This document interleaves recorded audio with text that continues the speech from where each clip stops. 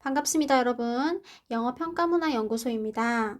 영어평가문화연구소는 여러분들의 내신 대비를 돕기 위해서 2023년 3월 고2 모의고사 지문 중 고난이도 문항만을 골라 핵심만 콕콕 집어드리는 해설 영상을 준비했습니다. 영상을 끝까지 보시면 여러분들이 2023년 3월 고2 모의고사의 변형 문제를 무료로 다운받아 풀어보실 수 있는 네이버 카페 주소를 올려두었으니 영상 끝까지 보시고 카페에 들어가셔서 변형 문제 다운받아 풀어보시면 좋겠습니다. 그럼 이번 시간에는 32번 지문을 같이 한번 풀어봅시다. 32번은 빈칸 유형이었는데요. 3점짜리는 아니었지만 이 유형의 소재 자체가 기업에 대한 글이었기 때문에 학생 여러분들이 이해하기에 조금 어려웠을 것으로 생각됩니다. 첫째 줄에 보시면 초기 닷컴 투자자들이라는 표현이 나옵니다. 대부분의 여러분들은 인터넷에 워낙 익숙하다 보니까 초기에 그 닷컴, 네이버닷컴, 구글닷컴과 같이 웹사이트가 창시되었을 때를 거의 모르겠지만 모든 사업에는 초창기가 있겠죠. 이런 닷컴 웹사이트에서도 초창기 시절에는 사람들이 뭐에만 초점을 맞추었냐면 오로지 수익을 늘리는 데만 혈안이 되어 있었어요. 그런데 여러분, 수익이라고 하는 것이 다가 아니고 수익이 100조가 나도 적자가 날 수 있어요.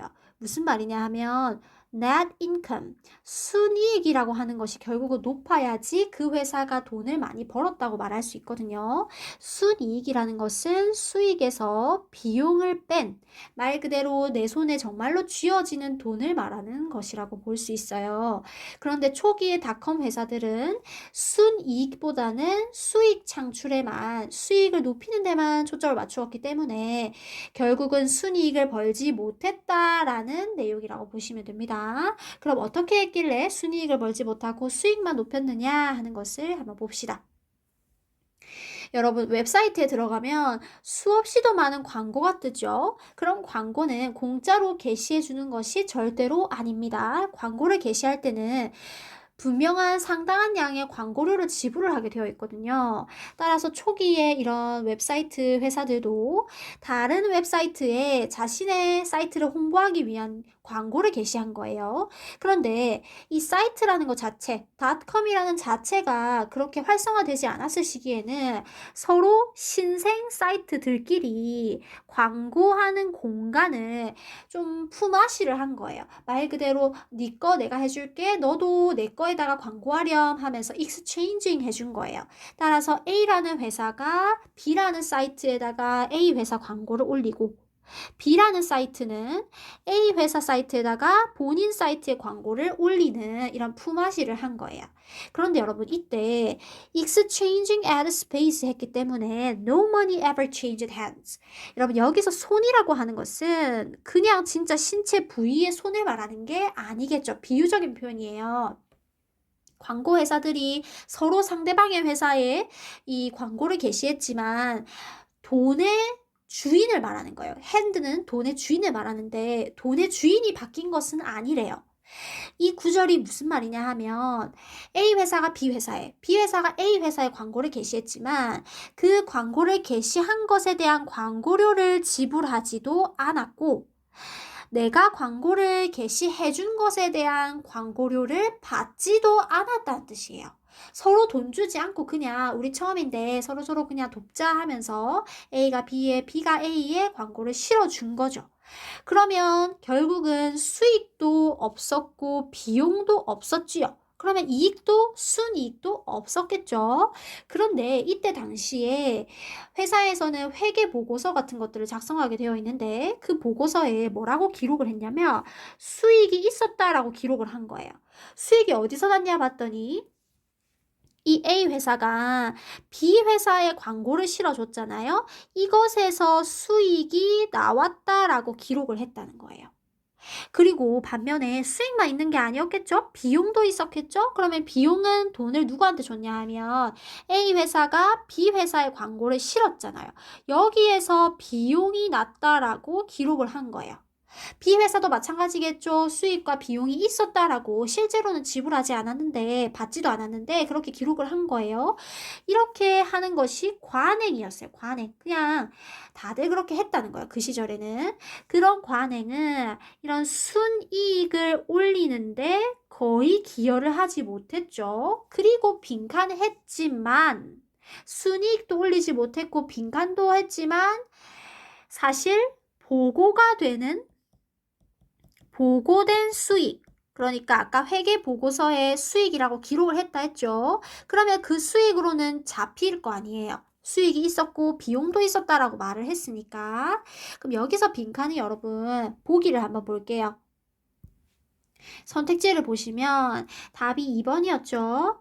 추가적인 현금의 inflow, 유입이 없었다는 거죠. No additional cash inflow.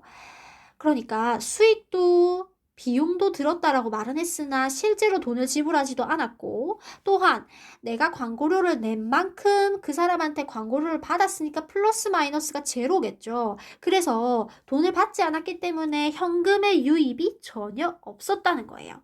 그렇지만 수익은 있었고 비용도 있었다라고 보고를 했다는 거지. 그런데 이런 관행이 여러분, 이 회사가 성장하는데 도움이 됐을까요?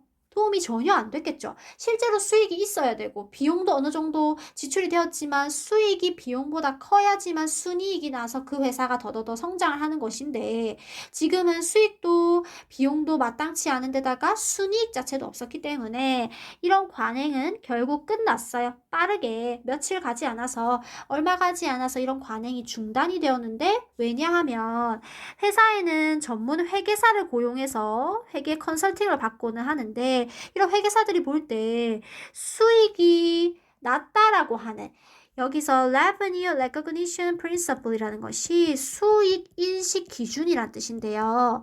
수익을 인식하는 언제 수익이 났는지 어떻게 수익을 냈는지를 판단하는 기준이라고 보시면 돼요.